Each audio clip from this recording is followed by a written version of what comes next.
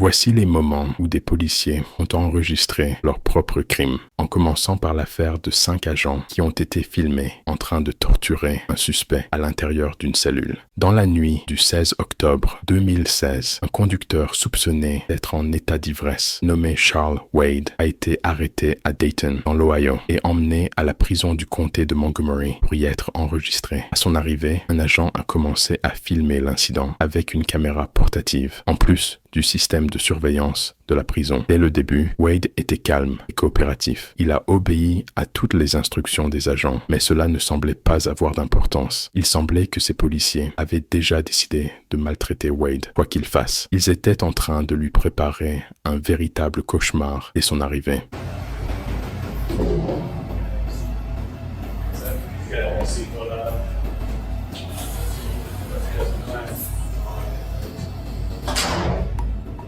Anything money gonna talk to? Huh? Not gonna talk to me now? No, sir, there's nothing you're not.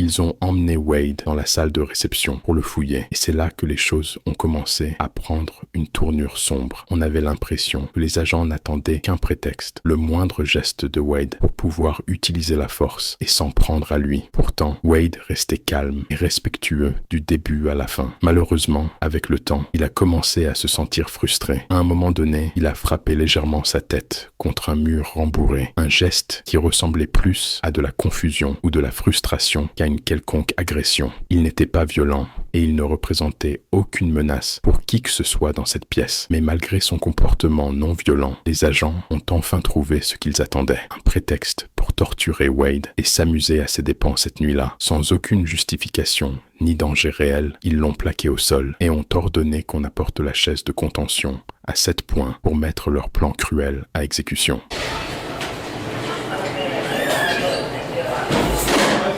We're gonna cheer him. Do me a favor, just put a knee on his upper back, the middle back there. Keep an eye on him. You don't put too much weight on him. Watch the feet later. You are on camera. If you hurt me, you will be another one. Nobody wants to hurt you. Well, I'm not resisting. I'm not doing anything. When you guys to are fight. ready, let's. I'm not doing anything to fight you guys. If you cause any pain, my lawyer will know about it. Which is cruel and unusual punishment. It's cruel and unusual punishment for you to strap my hands behind my back in a position where I can't move. They'll be released and put in the arms of the chair here in just a second. Well, we'll see about that, won't we, sir?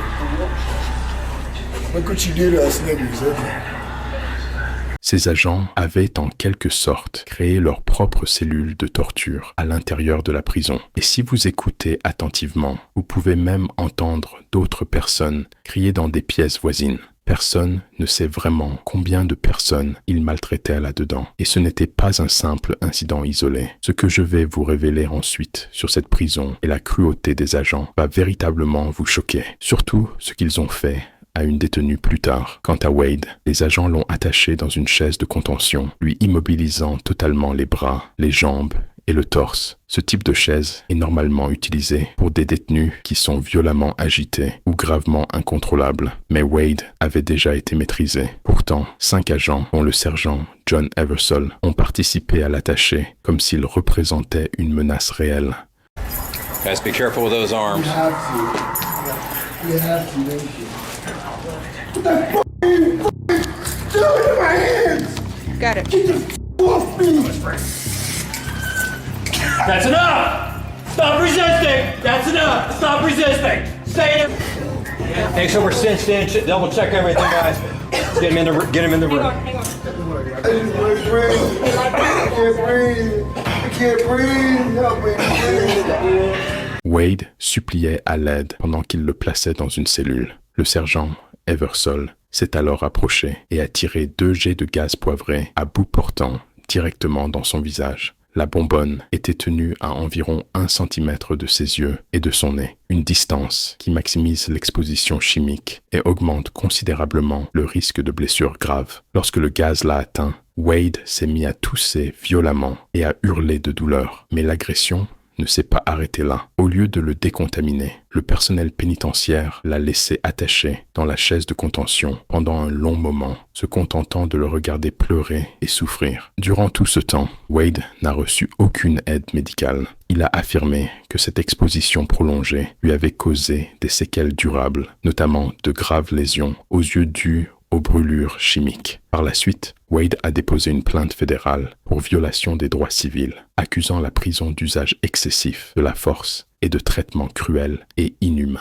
Un juge fédéral a statué que le fait d'asperger un détenu entièrement maîtrisé de cette manière était inconstitutionnel. Le juge a également souligné qu'il ne s'agissait pas d'un incident isolé, en évoquant le cas d'Amber Swink, une autre détenue ayant subi pratiquement le même abus alors qu'elle était également sanglée dans la même prison. Amber a été aspergée de gaz poivré directement au visage par la sergente Judith Saley alors qu'elle ne se montrait ni violente ni menaçante. Les caméras de surveillance ont tout enregistré et la vidéo a ensuite été rendue publique. Mais malgré cette preuve claire d'abus et de recours excessif à la force, aucune poursuite pénale n'a été engagée contre la sergente Sully. Elle n'a pas été renvoyée. Au contraire, elle a été promue capitaine au sein du bureau du shérif du comté de Montgomery en 2018. Ce n'est qu'à ce moment-là qu'elle a finalement plaidé coupable, mais uniquement pour une infraction mineure de 4e degré, trouble à l'ordre public. Elle a écopé d'une simple probation, d'une petite amende et d'une peine de 30 jours de prison avec sursis. Amber Swink a intenté une action en justice et a obtenu un règlement à l'amiable en septembre 2017 pour un montant de 375 000 $. Quant à Wade, il a également réglé son affaire civile, recevant 115 000 $. Aucun autre agent impliqué n'a été sanctionné. Ensuite, vous allez découvrir une autre affaire choquante. Cette fois, un agent a été pris en flagrant délit grâce à sa propre caméra corporelle en train d'abuser d'une femme sans aucune raison apparente. Le 6 janvier 2015, ce qui aurait dû être un simple contrôle de routine entre un agent de la police métropolitaine de Las Vegas et une civile a rapidement tourné au cauchemar. L'agent Richard Scavone avait interpellé Amanda Ortiz, prétendument pour flânage avec intention de se livrer à la prostitution. Dans des cas comme celui-ci, cela se termine généralement par un avertissement ou, au pire, une contravention. Mais Scavone n'en est pas resté là. Il a franchi une limite terrible. Come on over, man. Hey! What? Come on over here. Get on. Put your hand behind your back. So what do you? I got the taser out. Put your hand behind your back. Put your palms together. How am I supposed to put my palms together if you got my hands? That's it. All right. That's it. I'm gonna dump you on the floor in a minute. Hell, you think you're talking to? Ortiz ne se montrait ni agressive ni résistante. Elle faisait exactement ce que l'agent lui demandait. Mais au fil des minutes, le comportement de l'agent Scavone a rapidement dégénéré. Get the off of me! You doing? I don't give a. So what? Take me out to take me to jail. You doing all this extra stuff for what? That. Get on your stomach. On your stomach. I can't. Had enough? You finished? Get my back on the ground! You finished?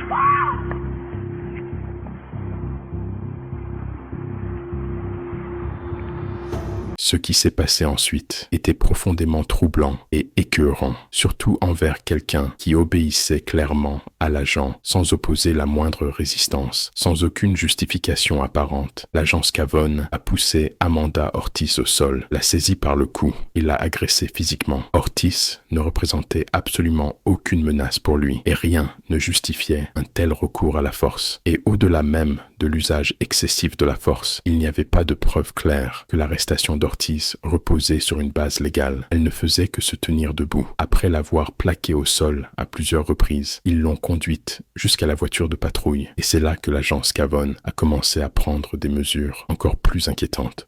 Take it out. Get off of me! Take it out. Don't touch my breath! What the fuck? What else you Get got? off of me! What else you got? Get off of my teeth! Get in my shit! What the fuck? Reach for anything while I'm talking to you. Get off of me! No! You finished? Stop! In the car. In the car. Oh my God! You're gonna what? What are you gonna do? What are you doing? In the car. C'était un cas flagrant d'usage excessif de la force et d'abus de pouvoir. Une fois la vidéo de cette arrestation violente rendue publique, elle a suscité l'indignation dans tout le pays. L'affaire est rapidement devenue l'un des nombreux cas médiatisés de violences policières dans les années 2010 qui ont alimenté les appels en faveur d'une plus grande transparence et d'une meilleure responsabilisation grâce aux caméras corporelles. La police métropolitaine de Las Vegas a ouvert une enquête interne et en l'espace de quelques mois, Richard Scavone a été renvoyé. Il a été inculpé d'un chef d'une atteinte aux droits civils sous couvert de l'autorité légale, une infraction fédérale grave utilisée lorsqu'une personne en position de pouvoir viole délibérément les droits constitutionnels d'un individu. En 2017, Richard Scavone a plaidé coupable. Il a été condamné à 12 mois et 1 jour de prison fédérale, suivi d'1 année de liberté surveillée, 300 heures de travaux d'intérêt général et une amende de $28 000. De son côté, Amanda Ortiz a également intenté une action fédérale pour violation de ses droits civils. Cette même année, la ville de Las Vegas a accepté un règlement à l'amiable et Ortiz a obtenu $200 000 de dédommagement.